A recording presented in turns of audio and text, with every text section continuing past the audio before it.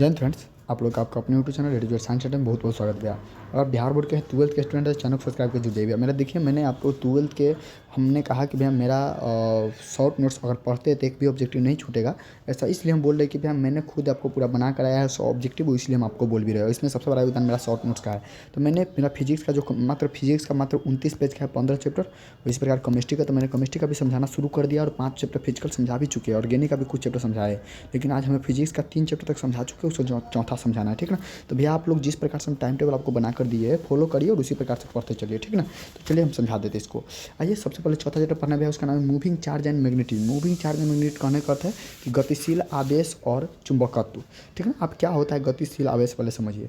सबसे पहले जो काम का केवल वही काम करेंगे, ठीक ना। मैग्नेटिक फील्ड को डिनोट करते हैं बी द्वारा डिनोट करते हैं, जिस प्रकार इलेक्ट्रिक फील्ड को हम डिनोट करते हैं करने करते चुंबकीय क्षेत्र को डिनोट करते हैं बी द्वारा, और जबकि विद्युत क्षेत्र को डिनोट करते हैं ई द्वारा, है ना। ई का फॉर्मूला। अच्छा, उसी प्रकार से आइए।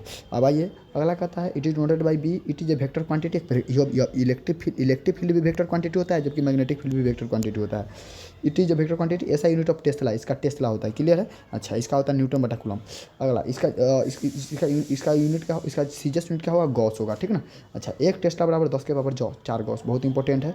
एक गॉस बराबर कितना, तो 10, क्योंकि उल्टा आ गया। जब एक टेस्ला बराबर 10 के पावर 4 गॉस होता है, तो एक गॉस बराबर 10 के पावर -4 टेस्ला, क्लियर है। कोई दिक्कत नहीं यहाँ तक ले। आगे आइए।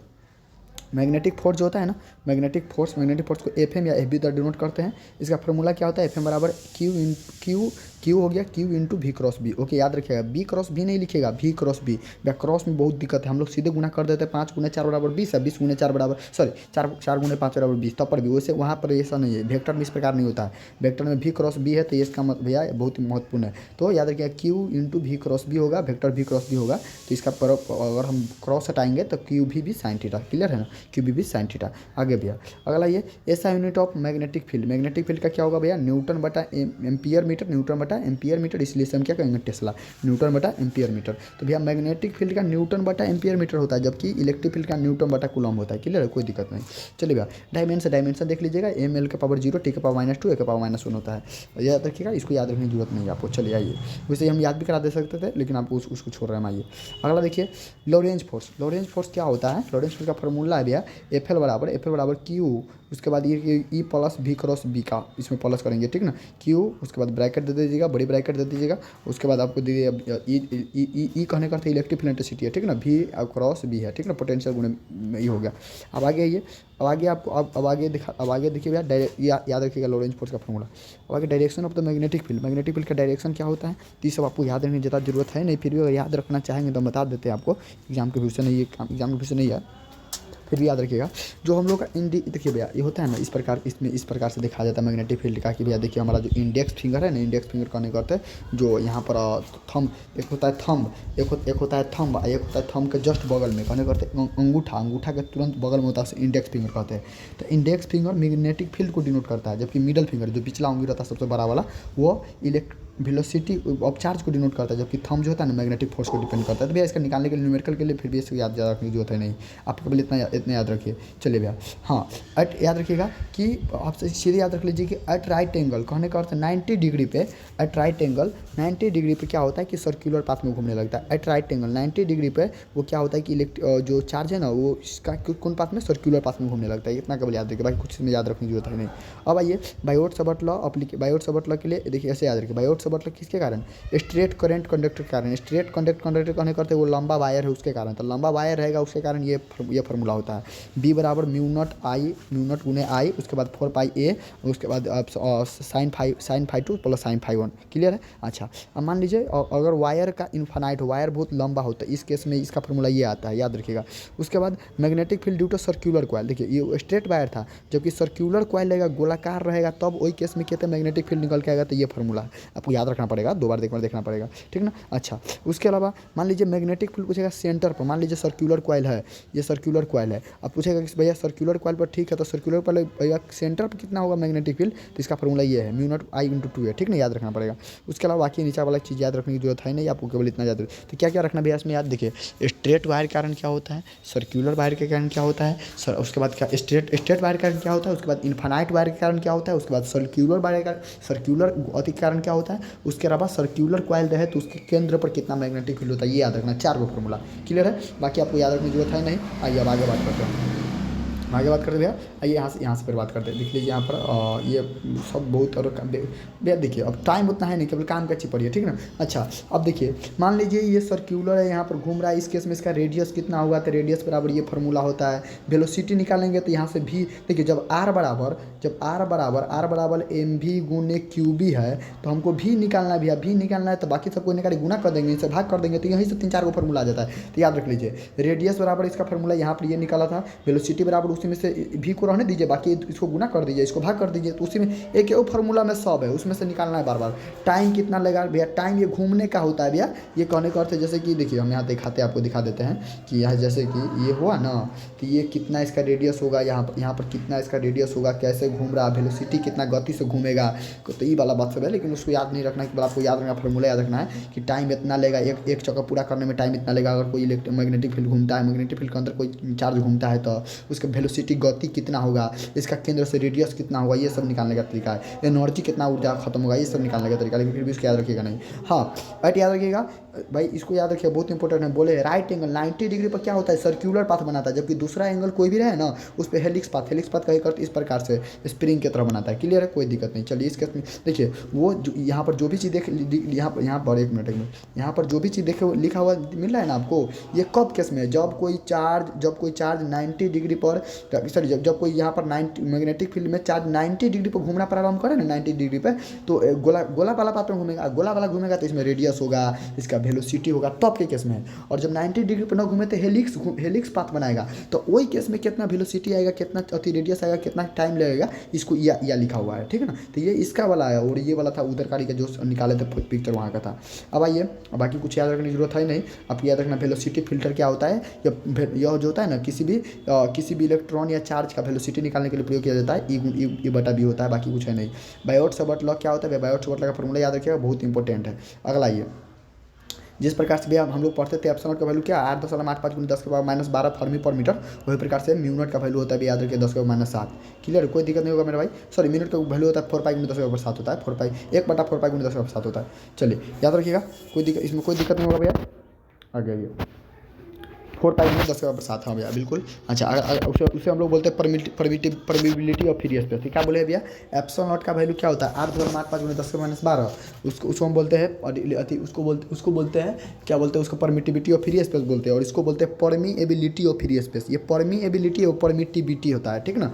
अच्छा याद रखिएगा, बाकी इसका यूनिट या उसका यूनिट फर्मी पर मीटर है, इसका जबकि यूनिट होता है टेस्ला मीटर पर एम्पियर, क्लियर है। डायमेंशन में से याद रखिएगा, 1 टेस्ला बराबर वेबर/मीटर² होता है, 1 टेस्ला बराबर 1 वेबर/मीटर² होता है, ठीक ना। साइक्लोट्रॉन से भी इस बार 2 नंबर में क्वेश्चन नहीं आ सकता भैया, ऐसा क्यों बोल रहे हैं, इसलिए बोले कि 2024 में क्वेश्चन आ चुका हो सके तो इसमें 5 नंबर आएगा। इसका स्ट्रक्चर के बारे में बताइए, सब चीज़ बताइए। तो भैया हमने दिया है प्रूफ करके, भैया आप गैस नहीं लिए तो भैया आपको अब 9 से 10 बजे रात्रि के बीच, आज तो नहीं हो पाएगा, आज तो मेरा कल आपको हम दे सकते हैं भैया, कल आपको हम टाइम दे देंगे, कल संडे है तो हम टाइम दे देंगे आपको। कल हमें मैसेज कीजिए हमारे नंबर पर, आपको वहाँ पे मिल जाएगा, ठीक है भैया। नंबर कहाँ मिलेगा भैया, नंबर मेरा चैनल को होम पेज पर जाइएगा तो वहाँ पर नंबर आपको मिल जाएगा, ठीक है।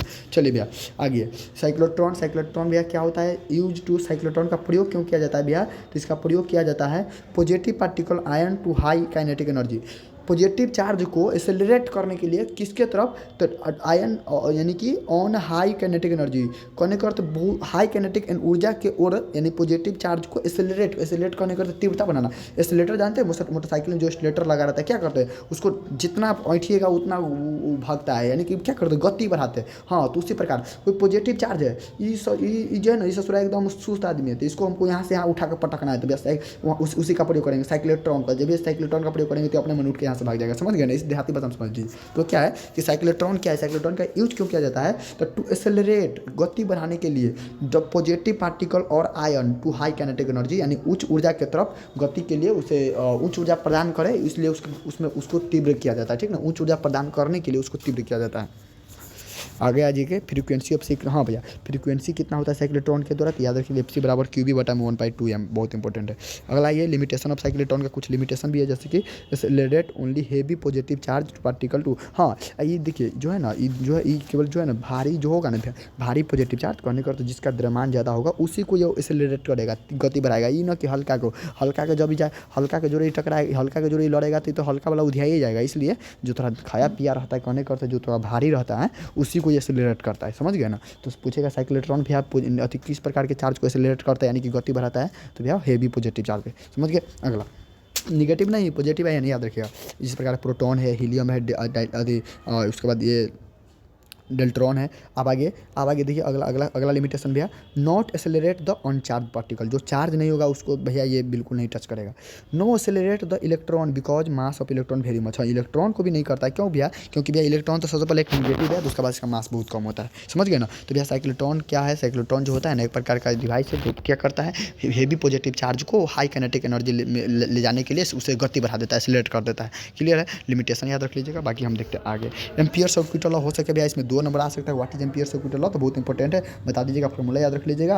और उसके बाद ये आपको ये लिमिटेशन 2-4 जो इन्वर्सल लॉ होता है, उसके बाद अप्लीकेबल फॉर क्लोज बॉडी के लिए होता है, और स्टेडी करंट के लिए अप्लीकेबल होता है, ये सब सारा याद रखिएगा। 2 नंबर में आ सकता है, 2 नंबर में आएगा तो ये पूरा का पूरा लिखिएगा एम्पियर सर्किट लॉ क्या है और उसका कुछ लिमिटेशन होगा तो आप लिखे दीजिएगा, कोई दिक्कत कहे ना कहे कोई दिक्कत मार दीजिएगा। चलिए application of ampere circuit law, ampere circuit law का प्रयोग कहाँ कहाँ करेंगे तो याद रख लीजिए। उसमें सबसे इंपॉर्टेंट ये है कि magnetic field due to current carrying conductor in cylindrical wire, cylindrical wire के कारण बहुत current carrying long cylindrical wire के कारण मैग्नेटिक फील्ड कितना होगा तो बी का वैल्यू याद रखना पड़ेगा इतना। उसके बाद उसके बाद याद रखिएगा इसमें जो बी है ना, बी जो है आर का तो देखिए रहे विक्रमपाती है कि ना, आर विक्रमपाती है, बाकी कुछ है नहीं ज़्यादा इसमें पूछता नहीं है, इसमें याद नहीं रखिएगा। अब आगे आइए भैया कुछ याद रखिए, सोलेनॉइड क्या है, सोलेनॉइड का केवल फॉर्मूला याद रख लीजिए, बी बराबर म्यू नॉट एन आई होता है, ठीक ना। सोलेनॉइड इस प्रकार से होता है, स्प्रिंग देखे स्प्रिंग की तरह उसे सोलेनॉइड बोला जाता है, ठीक ना, सोलेनॉइड। चलिए अगला अगला अगला क्या होता है भैया, बाकी टोटल नंबर ऑफ टर्न, हाँ सोलेनॉइड में कितना, ये सब याद रखने की जरूरत नहीं, टोराइड का फॉर्मूला सोलेनॉइड का फॉर्मूला केवल याद रखिए, बाकी कुछ इसमें याद रखने की जरूरत है नहीं, ठीक ना। बाकी कुछ भी याद रखने की जरूरत नहीं भी, आपको हम जहाँ कहेंगे वहाँ आप केवल ध्यान दीजिए जो इंपॉर्टेंट है। हाँ 1 एम्पियर कितना न्यूटन मीटर के बराबर होता है तो याद जरूर रख लीजिएगा, 1 एम्पियर इतना न्यूटन मीटर होता है, ठीक ना। उसके बाद अगला आपको याद रखना है मेरा भाई, अगला अगला याद रखना है, अगला आपको याद रखना है, देखिए हाँ याद रखना है भैया, जिस प्रकार से टॉर्क बराबर हम लोग पढ़ते थे पी क्रॉस ई पढ़ते थे, उसी प्रकार टॉर्क बराबर बी क्रॉस ए होता है। तो यहाँ पर देखिए टॉर्क बराबर एम क्रॉस बी और साइन थीटा होता है, एक पर होता है टॉर्क बराबर पी क्रॉस ई साइन थीटा या पी क्रॉस ई या पी साइन थीटा। तो टॉर्क का 3 फॉर्मूला, बी ना साइन थीटा, एगो एम बी साइन थीटा, एगो एम क्रॉस बी तो होबे करेगा। तो बाकी इसे याद रखिए वेक्टर फॉर्म में, स्केलर फॉर्म में एम बराबर क्या होता है आई एन ए होता है, एम बराबर याद रखिएगा डाइपोल का होता है आई एन ए। क्लियर है। मैग्नेटिक मोमेंट को भैया हम लोग डिनोट करते हैं एम द्वारा, वही मैग्नेटिक मोमेंट, और मैग्नेटिक मोमेंट का फॉर्मूला होता है आई एन ए। क्लियर है। यह एक ampere metre square magnetic moment का जो यूनिट होता है, ठीक ना। उसके बाद वेक्टर क्वांटिटी होता है, डायमेंशन क्या है बाकी याद रखिए, कुछ इसमें याद रखने की जरूरत है नहीं मेरे भाई। अगला ये मूविंग गैल्वेनोमीटर से याद रख लीजिएगा, आई का वैल्यू होता है आई बटा जी बटा बी होता है, या जी का वैल्यू के बटा में बनना होता है। याद पूछेगा आपसे कि मूविंग कॉइल गैल्वेनोमीटर का फॉर्मूला क्या होता है, जी बराबर के बटा में बनना, बाकी कुछ याद रखने की जरूरत है नहीं। करंट सेंसिटिविटी कभी कभी पूछता है, कभी कभी नहीं पूछता है, फिर भी फॉर्मूला याद रखिएगा। करंट सेंसिटिविटी क्या है, इसका परिभाषा याद रखिएगा, और इसका फॉर्मूला याद कर लीजिएगा, बनना बटा में के। और आप पूछेगा वोल्टेज सेंसिटिविटी का फॉर्मूला क्या होगा, तो बनना बटा में के आर, उसका बनना बटा में के, इसका बनना बटा में के आर। सॉन्ट से भाई इस बार फॉर्मूला नहीं आ सकता है 2 नंबरी, क्योंकि सॉन्ट से पिछला बार आ चुका है, तो हो सके यूज से आ सकता है। तो सॉन्ट का यूज कैसे कैसे कहाँ किया जाता है सारा इस तरह मैंने बताया है, देख लीजिएगा। बाकी कोई दिक्कत नहीं होगा भाई, इसमें आप केवल जो काम का चीज़ वही देखिए, बाकी इससे ज़्यादा चीज़ देखने की आवश्यकता है नहीं, क्योंकि कम समय है, कम समय आपको ज़्यादा पढ़ना। चलिए मिलेंगे अगले वीडियो से। जय हिंद, भारत वंदे मातरम। कोई दिक्कत हो तो कमेंट बॉक्स में बताइएगा।